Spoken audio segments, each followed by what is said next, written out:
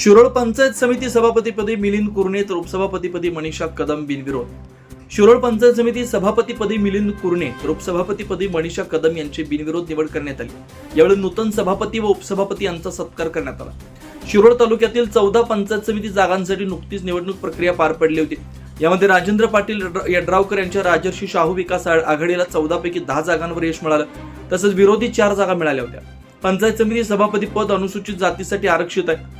मंगळवारी सकाळी 12 वाजता सभापती शाहू आघाडीकडून अब्दुल्लाट मतदारसंघातून मिलिंद कुरणे तर उपसभापती पदासाठी शिरढोण मतदारसंघातील मनीषा कदम यांनी एकमेव अर्ज दाखल केला होता. निवड सभेच्या अध्यक्षांनी बिनविरोध निवड झाल्याचं जाहीर केलं.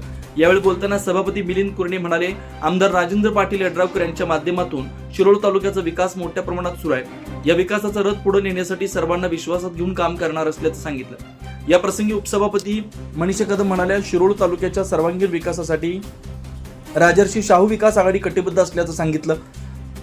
या निवडी प्रसंगी जयसिंगपूरचे नगराध्यक्ष संजय पाटील यड्रावकर, माजी आमदार उल्हास पाटील, प्रमोददादा पाटील, माजी नगराध्यक्ष अमरसिंह पाटील, माजी सभापती मल्लाप्पा खोत, भवानीसिंह घोरपडे, माजी सभापती सत्येंद्र राजे नाईक निंबाळकर, जिल्हा परिषद सदस्य अमोल चव्हाण, उत्तरा शिंदे यांच्यासह पंचायत समिती सदस्य सीमा म्हैसाळे, दीप्ती जाधव, बंटी उर्फ प्रतीक पाटील, प्रवीण देसाई, फजले अली पाटील, नाना उपाध्ये, बाबा सोवनकोरे, अविनाश पाटील, राजश्री मानकापुरे, दीपाली होगले, ज्योती कांबळे, नीलम म्हेत्रे यांच्यासह कार्यकर्ते समर्थक उपस्थित होते.